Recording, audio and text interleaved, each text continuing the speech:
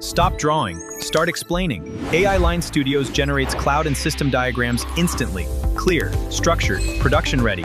Hey everyone, welcome to LN Studio tutorial 141, and today's topic is how to add a moving dashes animation in a UML diagram in AI Line Studio. So after successfully registering on the platform, the next page you would be redirected to is the workspace page. Over there you need to select the concept sketcher feature, because in AI Studio, if you want to generate a UML diagram, you need to do it through Concept Sketcher. Now I have already generated the diagram for my use case. Pretty easy use case, user, order and payment system. I have added my UML code in the input box, and this diagram got generated for me in just 15 to 20 seconds. Now today we are talking about the animations. So go over here, click on the moving dashes, and you would see that dashes have started moving around the edges, showing the flow of the diagram. Now if you want to update the dash color, you can do it from here. If you want to update the dash length, you can do it from here.